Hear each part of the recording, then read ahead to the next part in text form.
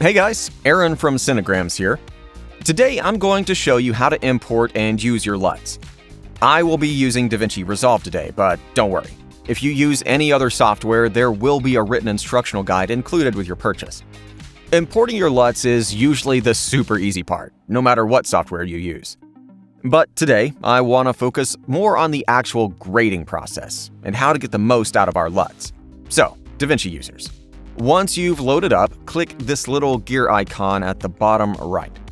Go to Color Management and then click Open LUT Folder.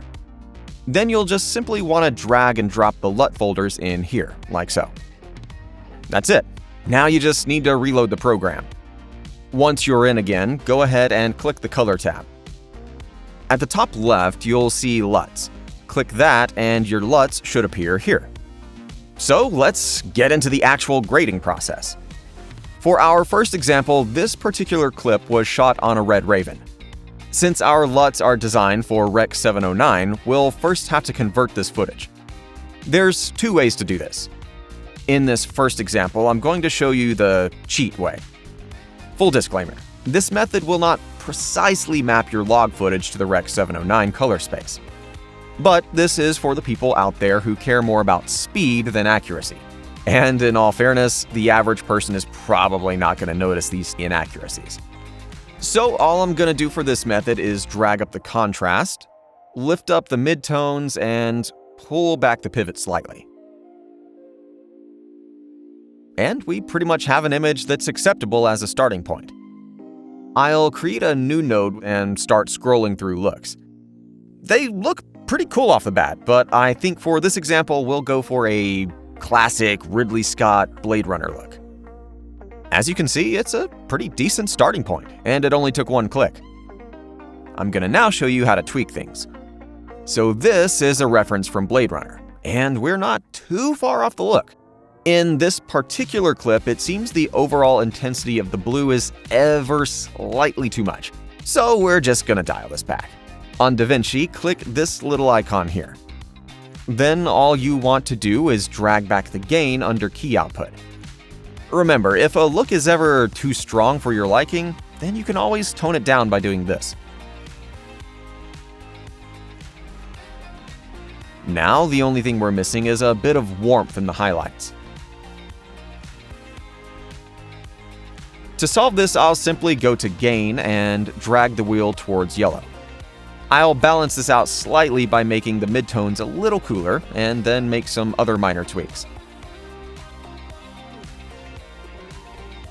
I'm going to add one of our 35mm grain overlays to finish off the look. And there we have it. Before and after.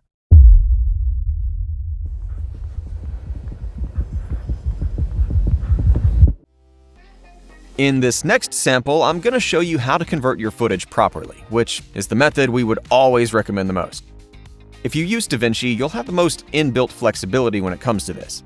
If not, you'll have to download a conversion LUT from your camera manufacturer's website or elsewhere online. So, first you'll want to go up here and find Color Space Transform and drag it onto your node.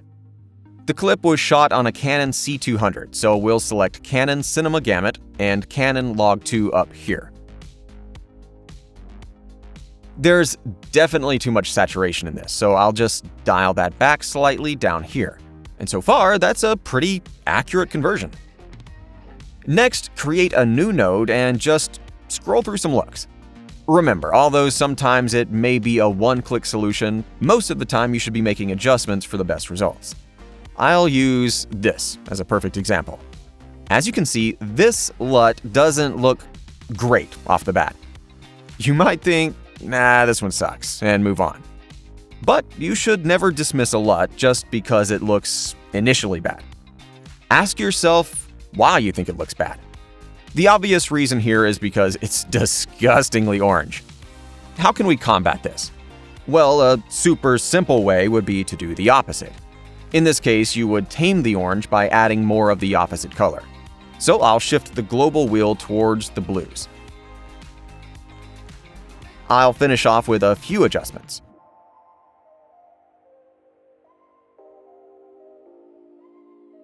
Bonus tip, set this mid-detail value around -30 for silky smooth skin tones. As you can see, it's 100 times better than before and actually looks pretty nice. Again, I'm adding some of our grain overlays and effects to finish off.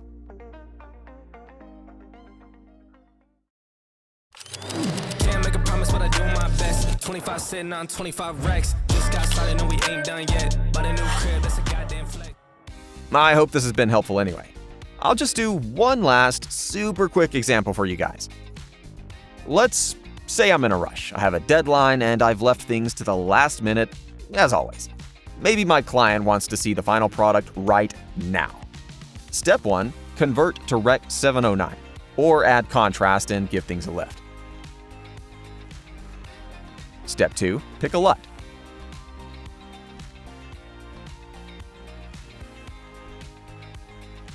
Step 3, make your final tweaks.